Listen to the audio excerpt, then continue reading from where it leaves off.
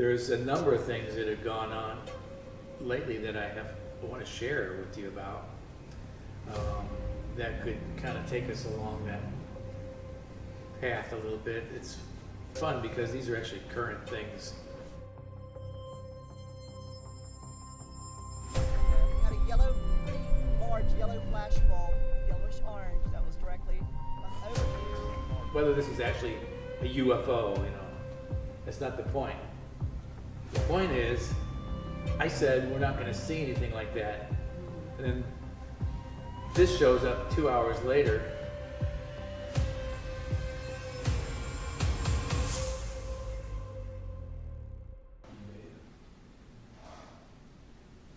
Stopped when I came over.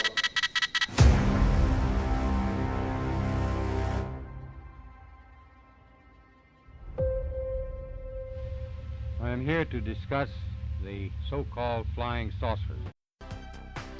When you step into the danger zone, you don't stop listening. It's Let's Find Out with Diego. Step into it. Ooh, yeah!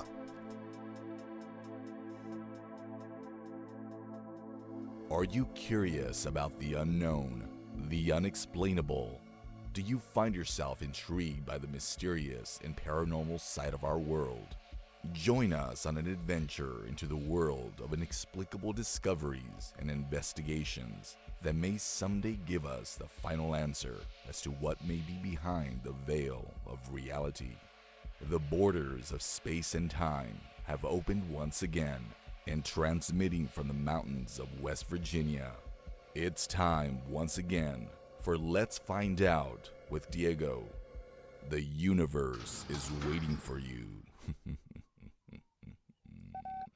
On this episode of Let's Find Out, Howling Underdog Films is an innovative independent producer of documentaries, delving into the depths of the world's histories and mysteries. Their latest creation, Neighborhood Skywatch, boldly embarks on a journey with a determined group seeking extraterrestrial encounters under the vast night sky.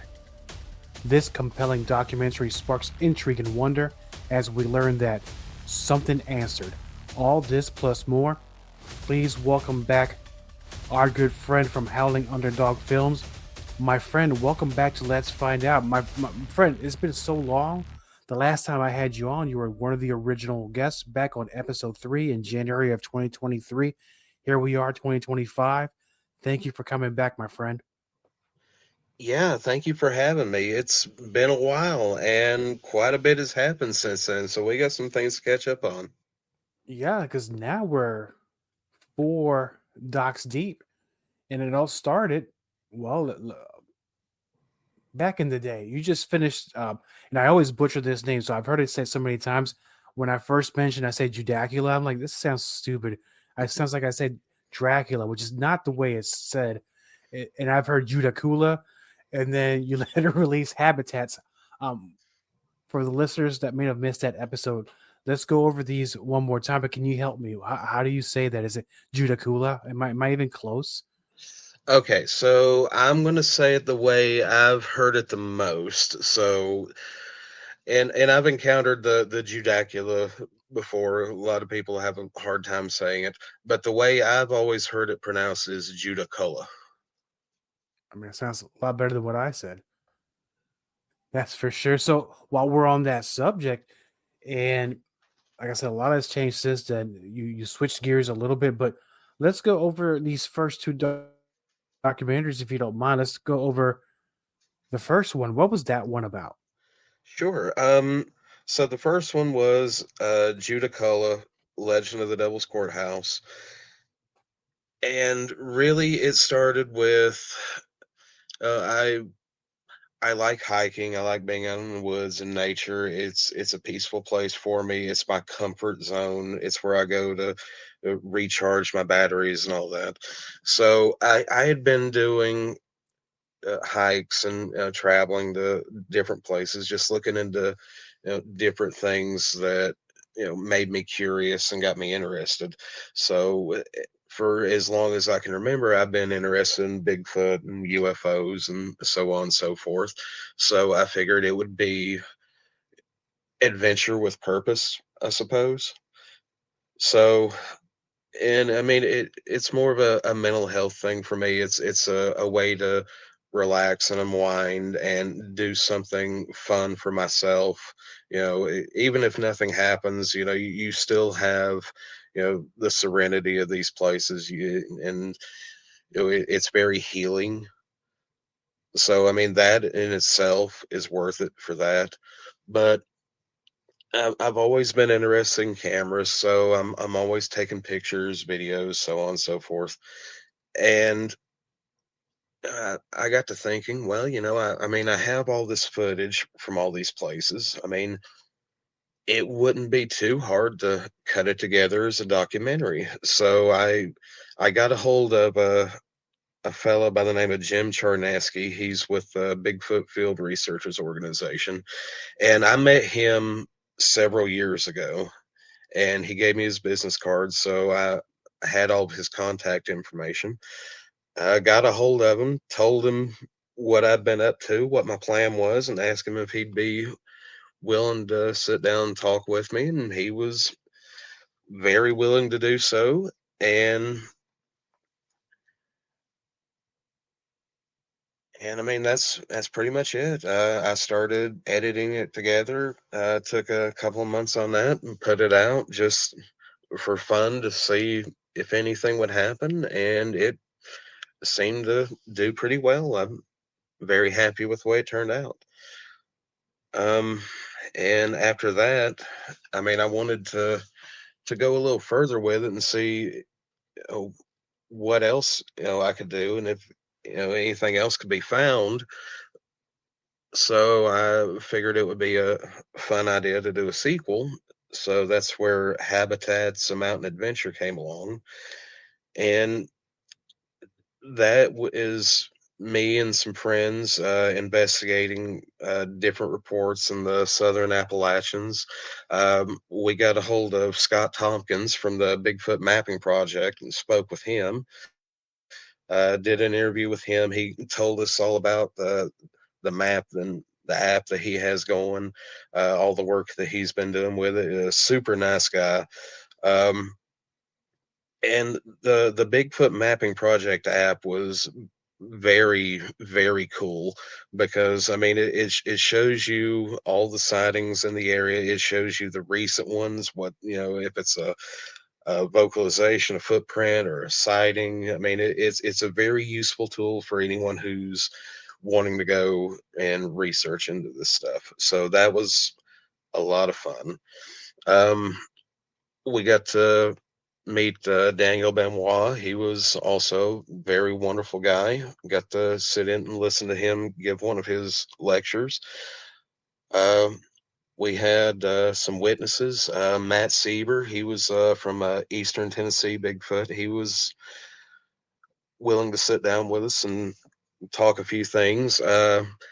He brought up mind speak and kind of the more paranormal aspects of Bigfoot, which I thought was really interesting. That was one of the areas that I kind of wanted to look into going into that. Because I mean, I think anytime you're doing something like this, it doesn't matter whether you believe in a certain aspect of it or not. It's not important.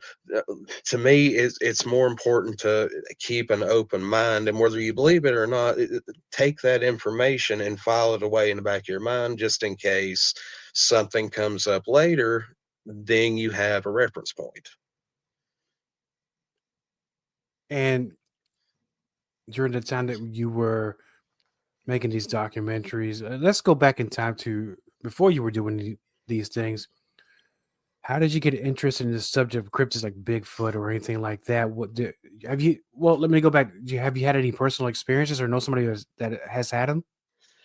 I've known several people who have had experiences. I used to live with a friend. She was telling me she was on her way home one night. She was working a late shift, and she was on her way home, and the road that she had to take was kind of out in the middle of nowhere, and she saw something standing on the side of the road, and it kind of stepped out in front of her, and she stopped. She didn't want to hit it, and she said it come up to her car and kind of looked into her window, and when she had a clear exit, she took off.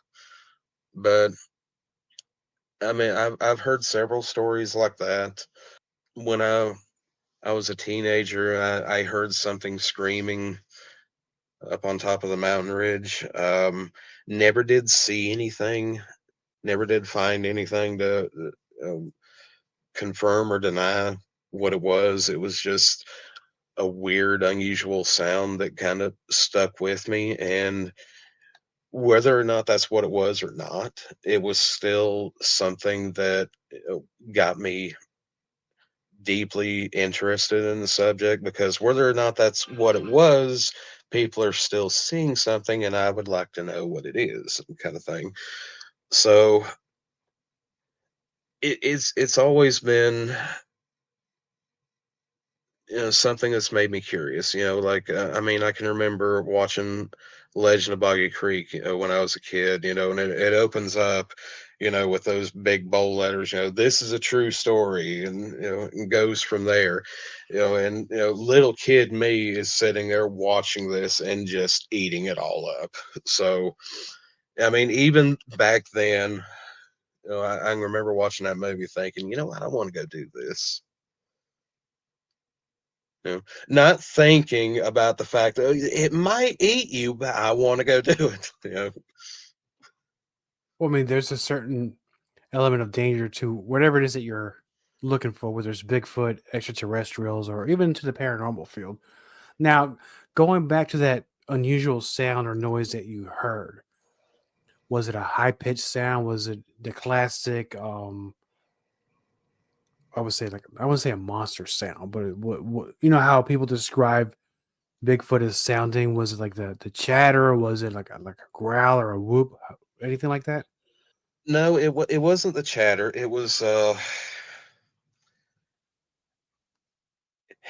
more of the howl. I'm not going to say the Ohio howl, because that's not exactly right, because the Ohio howl was a little too low in pitch. This seemed like it went a little bit higher.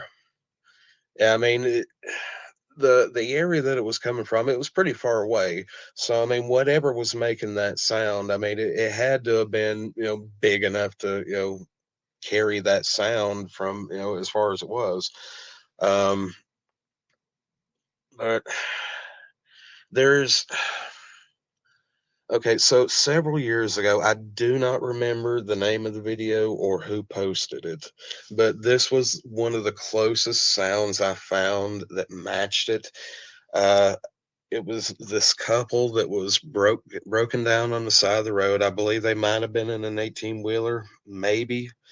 And they got a camera, and they're just recording this sound that's coming from the woods, near where they're at.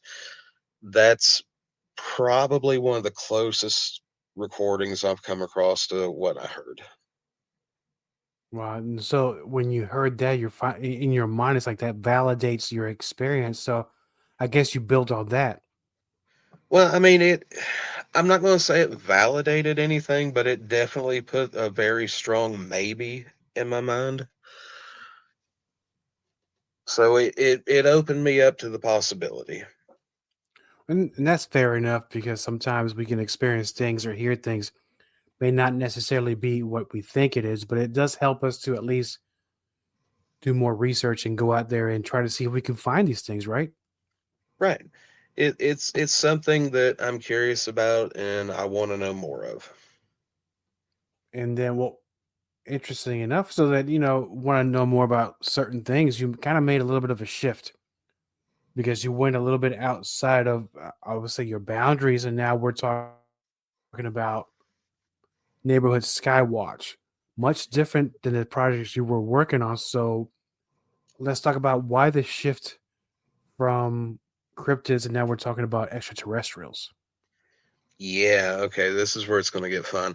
So while I was in the middle of making habitats, I started. I'm. I mean, I listen to a lot of podcasts and things like that anyway. So one of the things I've always been interested in is UFOs. So, I mean, ever since, the whole thing came out in 2017, they are real, we've been lying to you the whole time. So, ever since that came out, there's been, more kind of a slow trickle of information coming out since then. And one of the things that I come across was Stephen Greer. Now, I first found out about him with his documentary Unacknowledged, where he's talking about, the cover up and the black budget programs and so on and so forth. And then he had Close Encounters of the Fifth Kind that came out. And that was the one that really got me interested, because that is the one where he's discussing like human initiated contact with extraterrestrial beings. So, I mean, it sounds crazy. I know. I don't care. Um, so the more I looked into it, the more I thought, okay, well, maybe. I mean, I wasn't willing to completely dismiss it. So some time had passed, and I discovered that there was a group. There are many groups, all throughout the country, all throughout the world, that get together and do what is called CE5, which is Close Encounters of the Fifth Kind, and it's these protocols that you do in order to establish contact. So I figured, okay, I'm just going to go sit in on one and see what happens. I mean, if nothing happens, then it's just a misadventure, meet some people, create a memory and move on. That's not what happened. So literally the first night, I mean, we go in, it's hosted by this gentleman. His name is Mark Hagerling. Also very nice guy. I've worked with him very closely on this. He's been a huge help. I don't think I could have done it without him. But we kind of meet inside in the building, and he kind of gives you a rundown of, what's going on. This is what we're going to be doing. This and this could possibly happen, so just kind of be aware of that. So, I mean, and eventually, once it got dark enough, we went outside and started setting up.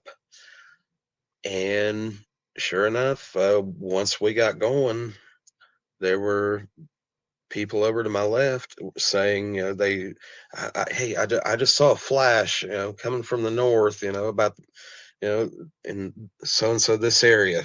Not too long after that, there was somebody else, hey, I saw another one. And about three people saw this. So at this point, I got the camera just pointing straight up in the direction they're saying that it's coming from. I mean, that's all I know to do. And I'm looking through the viewfinder, and I see this very bright object moving very fast, zip across the screen, moving from right to left. And it's like a glowing ball of light. And it is very, very close. I mean, less than 50 feet away. It was incredibly close. Uh, I One of the guys who saw it was sitting a couple chairs down from me. He actually he said it flashed like directly into his eye. So he he said he had like a little black spot in his vision after that. And I've spoken to him since then. He's fine now. I mean, he wasn't feeling any pain or anything from it. He said within 10 minutes everything was fine. He was back to normal. But there was just so many things that happened and added up. So on the second night we went, it was raining. So we had to stay inside, and we still did the thing, but we still had things happening inside because we all had, you know, different gadgets here and there that started going off and acting up, and it was so much more than I ever thought it was going to be. And so this would be your first time even experiencing something like this. Well, okay, so it's not my first time seeing something. That was my first time calling it in, more or less. So, like I've seen things like this multiple times throughout my life. I'll give you one example. This was 2020, I believe. I was staying at a friend's house, and when she bought this place, she told me right off the bat, like, dude, this place is haunted. Like there is so much stuff that goes on here. So I mean, me being me, I've been getting updates from her, and eventually I moved in there for a little while, and she told me, like, before I even walked in the door, she said, "Look, things are going to happen here. You are going to see things. You are going to experience things. Don't freak out." So, and one of the things that she said was seen was like these balls of light. She called them fairy lights, and they would be, floating out through the trees and stuff. So one evening, it wasn't long after I moved in there. It was within the first week. We were sitting outside on the front porch. It was the two of us and her husband, and we're just, shooting the breeze, just normal conversations, and complaining about work and so on and so forth. And it's not dark yet. It's kind of dusky. So in the front yard, there's like the driveway, and then there's like this big open field that's probably, I don't know, 60, 70 yards, and then there's a tree line. So at the tree line, there was this blue ball of light that I hadn't noticed before. And I saw that it was moving. Okay, so I'm going through my mind different things that it could be. Okay, could it be somebody out walking around with a flashlight? Okay, so you know how when somebody's walking over uneven ground, with a light or something, it'll be kind of bouncy and uneven as Yeah. they go over the ground. Okay, that's not what was happening here. This is very smooth, very gliding. Okay, so okay, could it be a drone? Could be a drone. Um, I don't know if I'd want to fly one through those trees like that, because I mean it's kind of grown up through there. But I mean, to each their own. But two more showed up. Same size, same color, that kind of light, kind of flickery, almost like a plasma ball blue.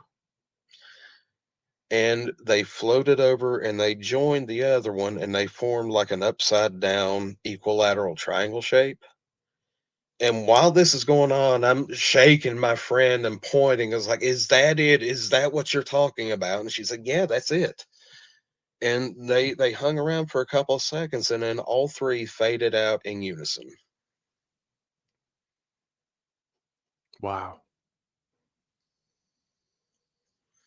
And that's something that was continually going on in on that property, right?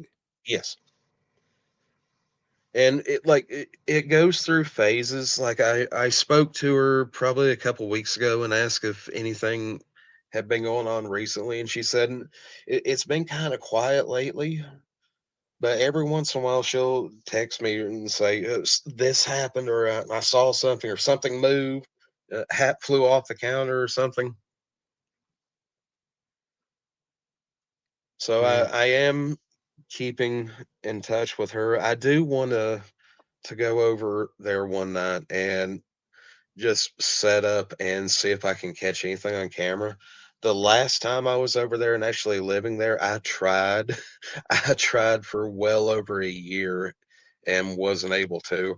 But I know a little more now than I did back then, so I'd like to try it again with, you know, the equipment and the knowledge that I've gained, and just try it again. Is there what's the history of that property and that home? Were you ever able to do some research? Did the owners know more about it? What was going on with it? She would be the better one to ask about that than me. I know she's looked into it and she's talked to me about it before, but as far as recalling any details, I don't have any for you at present. I'm sorry. No, that's fine. I mean, I figured you lived through it, you saw it, so I think that in itself speaks volumes of what's going on that property. And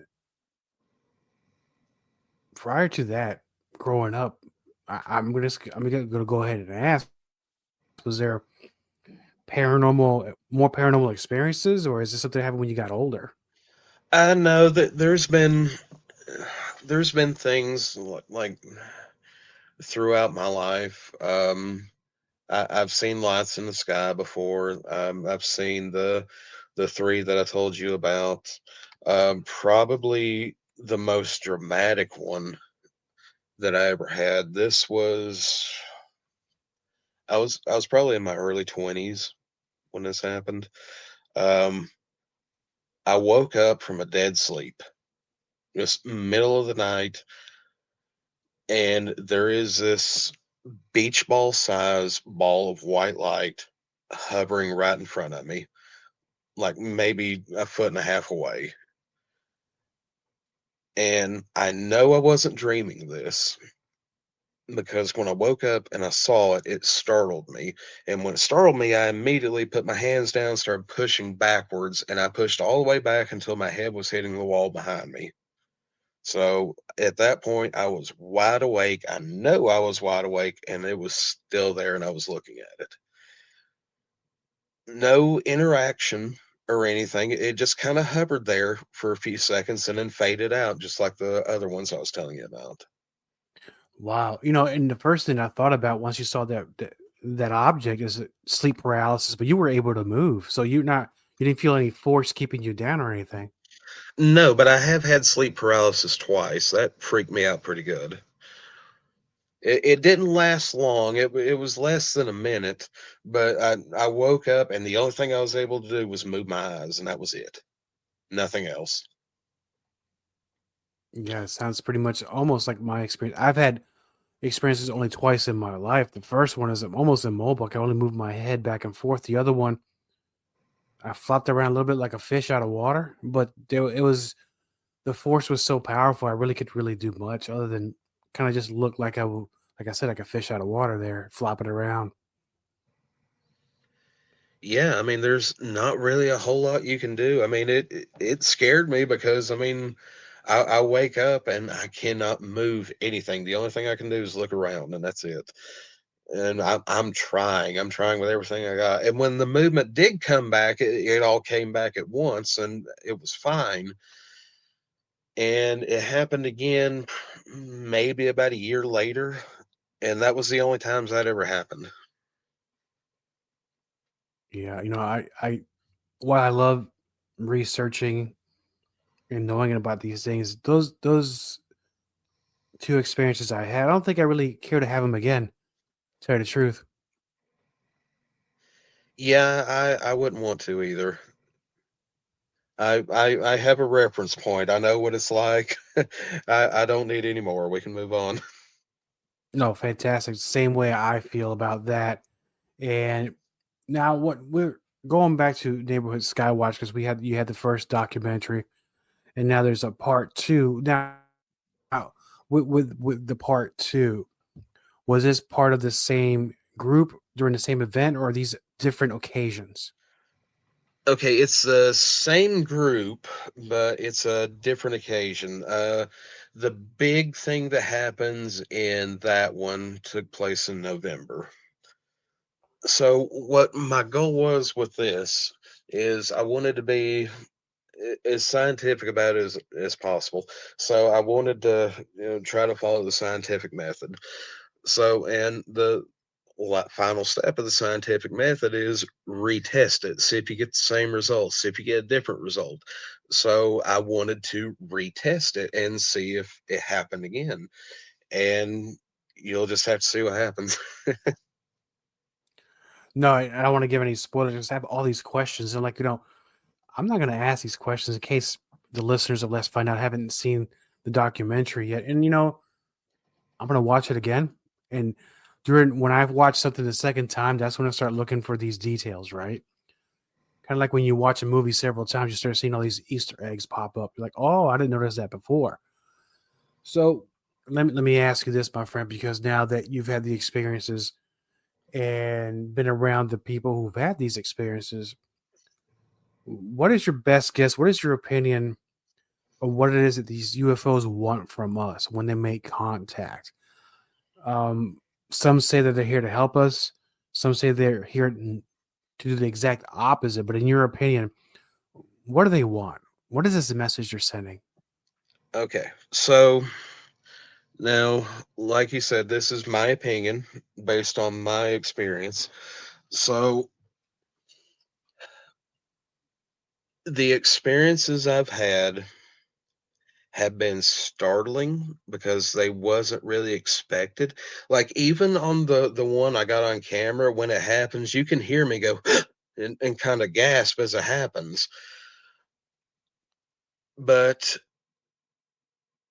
in none of these instances did I ever feel like I was threatened, like it meant me harm. I never got that impression from any of these. And the way I look at it is, if they were here for nefarious purposes, if they were here to do us harm, why are we alive and fine? I mean, if they wanted to hurt us in any way, it could have very easily, and with the speed that it was moving, it would have been over before we even knew what happened. It was almost like, we extended the invitation and it accepted it, and it showed up to say, okay, here I am, hi, how's it going. I don't think they're a threat. I really don't. um at least, not all of them. I mean, I'm sure there's probably, other species that don't like us as much, but the ones that are here, that are interacting with people at these events. I mean, talk to anybody who's gone to a CE5 event and had an experience, and I've yet to hear anybody who's had a negative encounter. It's always been very peaceful, very loving, and very helpful. Like, there's a lady that I interviewed for part two. Uh, she has a very incredible story about them doing something to help her out. And that's absolutely incredible. And I don't, I cannot find, anything so far that suggests, that this is anything negative. I think this is something positive. I think it's something, good for humanity, but it's to help, raise the collective consciousness of everybody, and just get us on the level where we are supposed to be, instead of, struggling, more or less. Sure. And with these extraterrestrials, because there's been cases where, and the stories that people have told, that they've came out more of a not so great at the end of it. I think they found it kind of traumatic, to say the least. But those are very few cases. And with these extraterrestrials, in your opinion, are they truly coming from outer space? Is this an interdimensional thing, or are they just living here on Earth but we just can't see them? In my opinion, probably a little all of the above. Um, I definitely think there are other beings that exist on other planets. Um, and like, even in the hearing, you heard David Grush mention interdimensional beings being a possibility. Um, I'm I'm totally open to that. Um, as far as things being on Earth, I definitely think that they are here now, that they have been here for a long time. Um,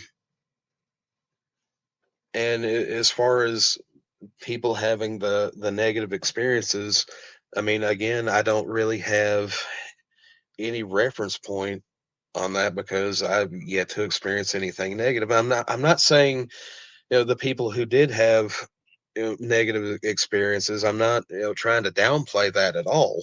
Um, like if they say, this and this happened, I mean, you know, I do think, they did experience something, but as far as exactly what they experienced, I really don't know because I mean, you hear about, these programs having, their own crafts that have been reverse engineered, and they're identical to the real thing. It's they're uh, it's hard to tell them apart. So I mean, it's once you get into that area, it's kind of hard to kind of decipher things. And I can understand that with talk about the reverse engineering, basically just by just cloning technology. It could have just been somebody somewhere that we'll just say mimic the technology and just use it for nefarious reasons. It wasn't necessarily the extraterrestrials themselves. Right. And I can see that because I mean, even the history of humanity, there's been plenty of times where that's happened, where people call a false flag or using acts of deceit in order to start wars. You see what I'm saying? Right. So going back to when you were meeting with a lot of the folks there in this group, those two different events, can you recall one story, and you don't have to mention their name, that kind of shocked you with what kind of experience they've had? I'm not gonna say that it shocked me, but I did think it was really interesting because it did come up later. So, Mark, the organizer, he was in kind of the pre-meeting. He was sitting around telling about sometimes people will hear things during a session, but they'll only hear it in like one ear and so on and so forth, and they'll start electronics will start kind of acting up. Okay, well, so while he was saying all this, okay, so I had two cameras set up. I had uh I've got a Panasonic Lumix. I had it set up on a tripod for one angle, and then I didn't have my other camera with me, so I was just using a cell phone as a backup camera for a secondary angle. So I had it set up, and when I go back later to review the footage and do the edit and everything, I noticed that the audio that come from the cell phone had only recorded on one channel. It only recorded on the left channel. The right channel was completely dead air. So as the night progressed, I was still using the phone as the secondary camera. And as we get into the meditation and everything, the audio, when I listened to it, it became very garbled. Uh, like it was getting heavy interference from something. A couple of times it sounded like the audio would slow down and then it would speed back up, like somebody would be talking and it would be slow and then pick back up. And it was just weird things like that. And it went on for the rest of the night. And to this day, this cell phone still does not work right from that. So maybe some sort of damage from whatever it picked up. Who knows, right? Because Maybe. sometimes electronic devices can get power can be drained, they just stop working at all. We also had something else happen that second night. Um, and again, the second night, it was actually raining outside, so we wasn't able to go out and do things like we normally do. But we still did the meditation, everything inside. But we all had different gadgets and so on and so forth set up. So like a couple people had EMF meters, and one person had a radar detector, which this was new to me. I hadn't really thought of that. But there is something called the Orion transmissions, and I found this out later. And what this was, it was an event that was hosted by Dr. Greer, I believe. And somebody had a radar detector, and while he was going through and guiding the session, he was holding, I think it was a rose quartz, I think, and he was just kind of holding it up, and he was pointing it toward Orion, and as he did that, the radar detector started going off. And then he would turn away from it, and it would kind of slow down or stop, and then he'd turn back toward it and then pick up again. So we had something very similar happening that night. We just didn't have the crystal or anything. That's very interesting. I think that's the first time I've heard of somebody using a radar detector for anything. Yeah, that was definitely a new one for me. They still sell those? Yeah. I actually got a hold of the manufacturer and sent them a clip of what it was doing and asked them some questions to get their opinions on what was going on. And that is in the documentary, by the way. Oh, awesome! Because I remember radar detectors were very big in the 80s and early 90s, and I think once the phones and Google got together, I think now Google Maps tells you where they're hiding. Yeah, but they are still manufacturing them. Excellent. And I don't know what states they're legal or not, but whatever y'all want to use, that's your business. I'm not going to say who's using it, but now you just finished editing part 2, correct? I'm not finished yet. I've got a couple of things I need to do, and I'm going to send it out to everybody and let them look at it and make sure they don't have anything else that they want to add. But it's pretty close. The goal that I have in mind is I would like to have it out by April 6th, because that's the 1 year anniversary of the night that we caught that. So I figured that would be a good time to have it out. Yeah, I mean, that's not too far away, my friend. I think I can make it. Oh, I know you will. You put out some awesome things, and Thank you.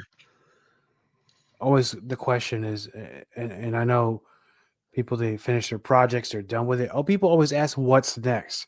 So I'm going to be that people. I'm going to ask you about what's next in your interests.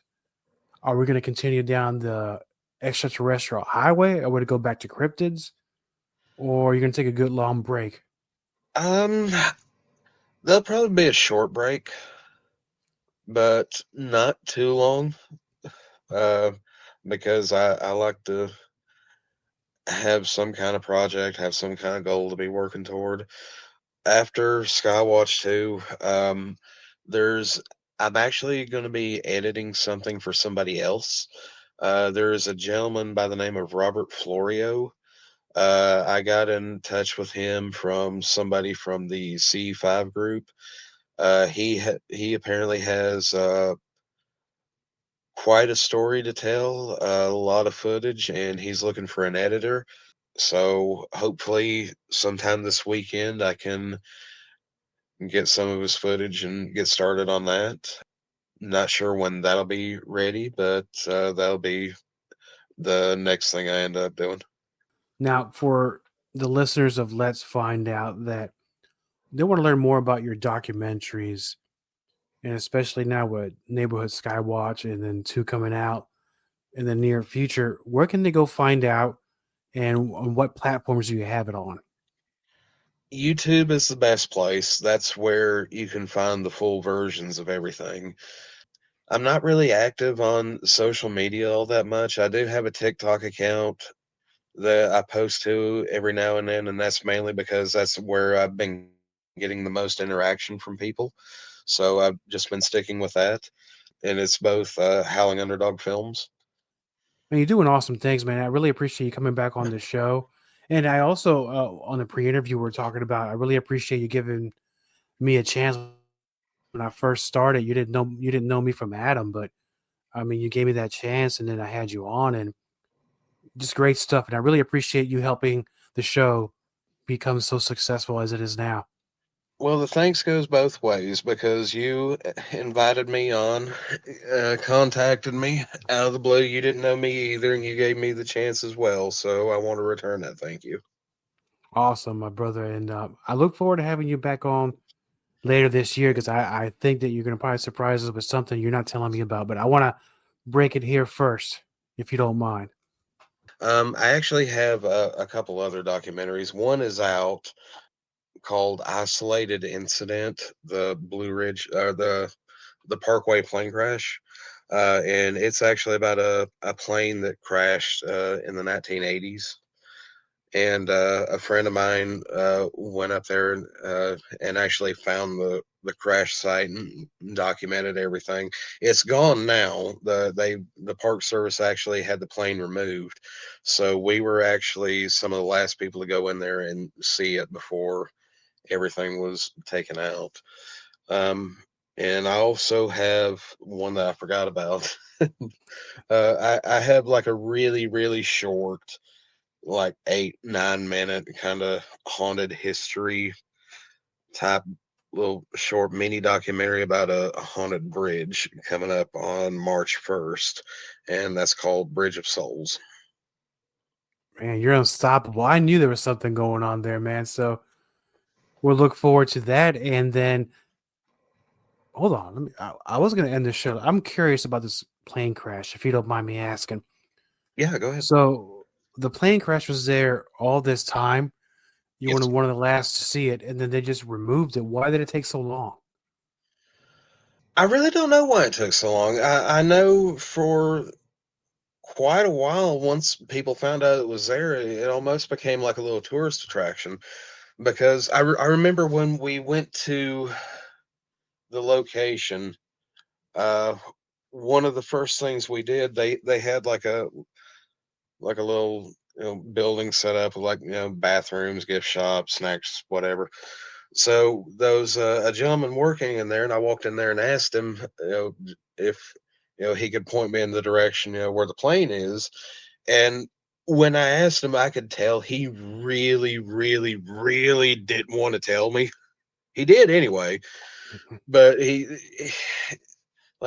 let it be known that they really didn't like people going there because it is a dangerous trip to get to. Like, we both fell a couple times, didn't get hurt or anything, but I mean, there were spots on that trail. If we'd fell there, it would have had a much different ending.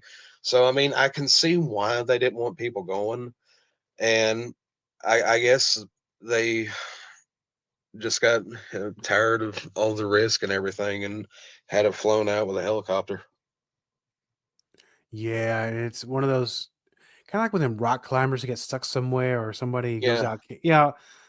Yeah, it's kind of dangerous, but if you have some sort of good survival skills and good balance, I guess you can survive anything. So, Well, I don't have the good balance. oh well, yeah, of course, I understand that. I wouldn't either. I'll feel safer just watching the film that you're making on that one, man. So perfect. So I love everything that you're doing, and let's do this again later this year. Absolutely. Sounds good. Thank you, my friend. The debut book by Diego the Podcaster, I Remember the Crib, delves into one man's extraordinary encounters with the strange and paranormal. Diego the Podcaster takes readers on a journey through a collection of short real-life stories that unveil his untold experiences. Diego offers a unique glimpse into a life filled with inexplicable events that have remained a secret until now.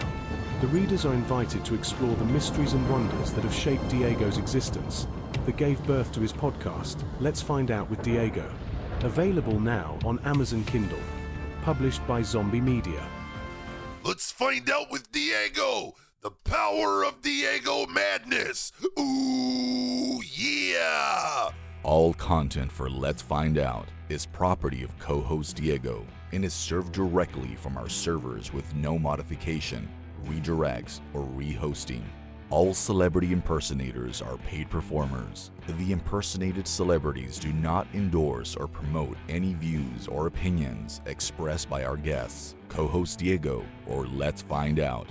The information shared on Let's Find Out is provided on an as-is basis, with no guarantees of completeness, accuracy, usefulness, or timeliness.